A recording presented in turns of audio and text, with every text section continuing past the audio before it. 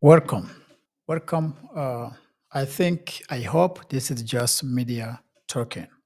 I just came across a YouTube video on Fox News talking about US being hit by China. They was talking about these drones that's been flying all over the state and say we're going to be hit because all these drones are made from China and everybody's kind take a look. Places near install house. Is it? Watch this. A junior That's fellow, he is crazy author though. of Playing Back with Drones from China. And here we are trying to guess what the drones in the sky are that we're all talking about for the last couple of weeks. My guess is, and I've been saying this, that it is communist China. Your reaction? It certainly is communist China for many of these drones, maybe even a majority of these bases and deployable. Well, I'm increasing its military You know what's weird?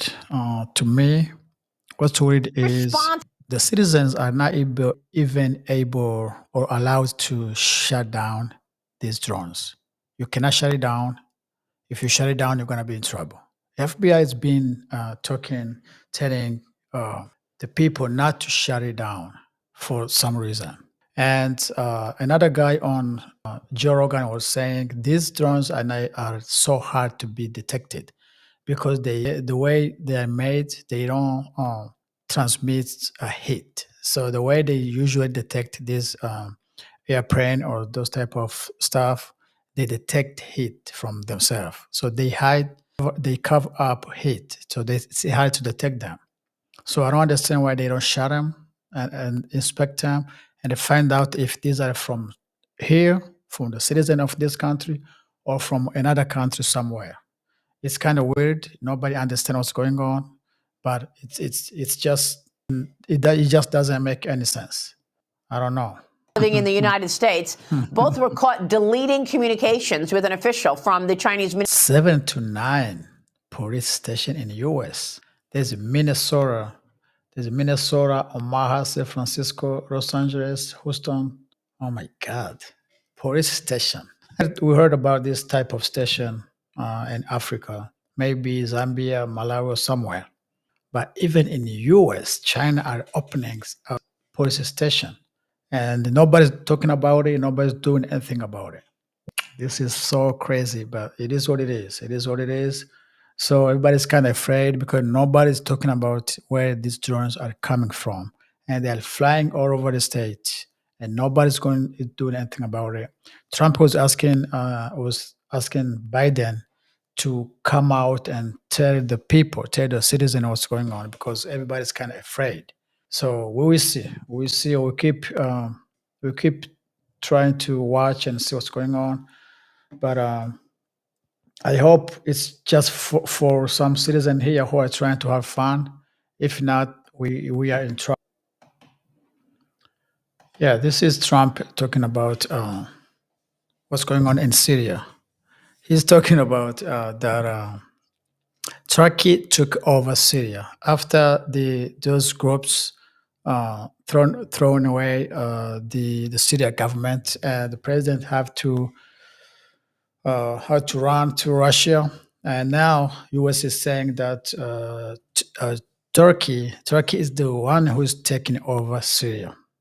Take a look on what Trump is talking about here. Put some back, but I asked a couple of generals, so we have an army of 250,000 in Syria, and you had an army of 400,000. They have many more people than that. Turkey is a major force, by the way, and Erdogan is somebody I got along with great, but he has a major military force, and his has not been worn out with war. It hasn't been worn out with all of the other things. I mean, he's built a very strong, powerful army. And so we have 5,000 soldiers in between a 5 million person army and a 250,000 person army. And I asked the general, what do you think of that situation? He said, they'll be wiped out immediately. And I moved them out and I took a lot of heat. And you know what happened? Nothing.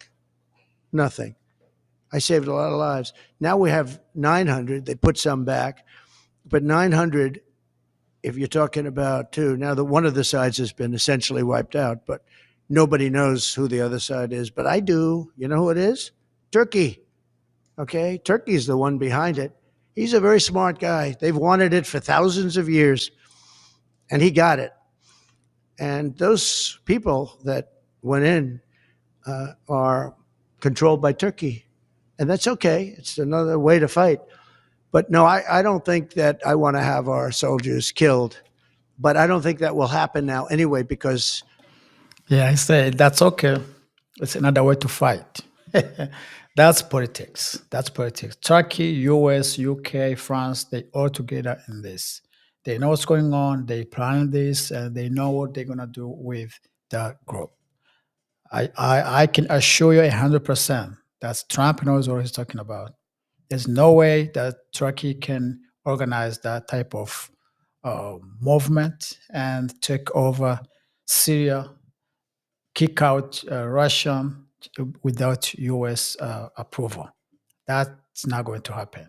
So he knows what he's talking about. But as I always said to what's going on to Gaza, Ukraine,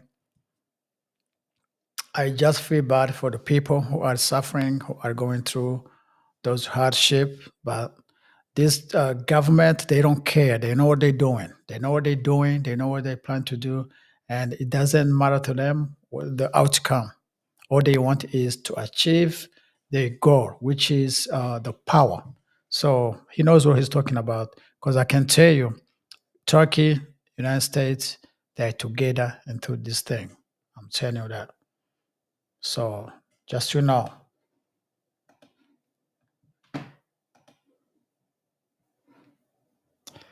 Yeah, I want to let you listen to this man who understands the geopolitics. He knows what's going on in that area, and he will tell you what is the part of Turkey, US, UK, Israel into this thing. He will tell you that if you follow him, you will understand how big, how really, really good he is into this type of politics, especially for the Middle East.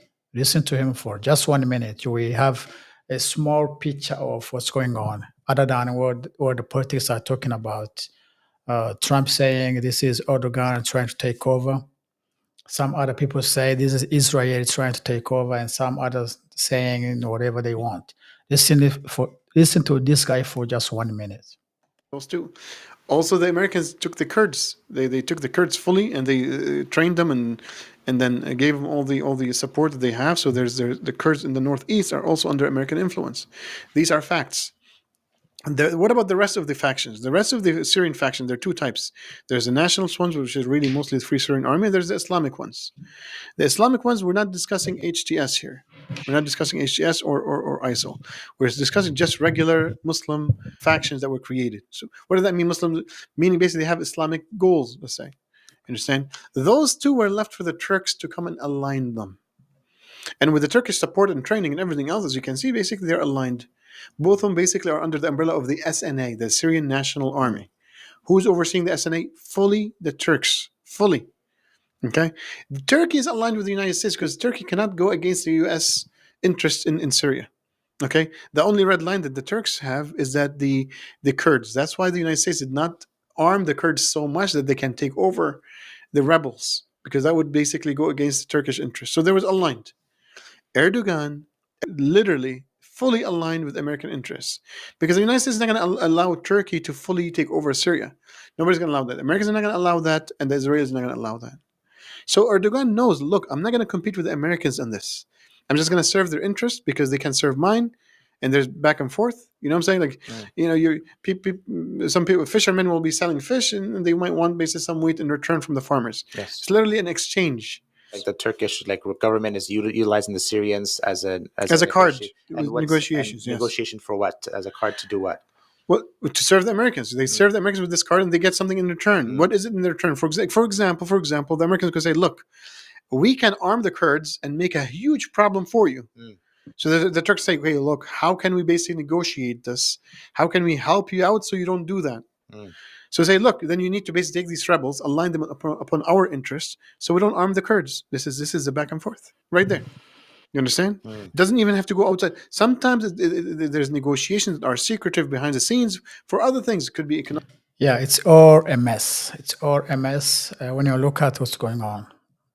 But if you look to the if you look at what most of people saying, everybody, pretty much most people are happy about the government of Assad being destroyed, but they're also not that much optimistic about what's going to happen with the new groups that took over. But I'm telling you, they're gonna tell you that 600,000 people was killed with Assad government, and nobody was saying anything. Nobody, nobody.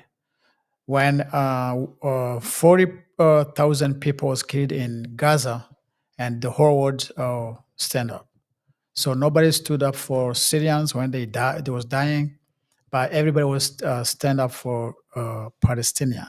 So the question was a child in Palestine and a child in Syria, a child in Yemen, and a child in Israel are not the same. They don't have the same rights. They don't have the same right to live. What's the question? What's going on? Why no one is talking about it? Why nobody stood up for the 600,000 people who was killed? Really, like 40 to 50 people every day killed by the Syrian government. So it is crazy. It is just so bad, and that's just what's going on. So we don't know, but when these governments are pointing fingers to each other, it's just no sense. But when you listen to people who know what's going on, or people who really follow the issue, who knows the geopolitics in that area, you will understand what's going on. All right. Thank you very much, guys. I appreciate you and stay with us. I'll see you next week.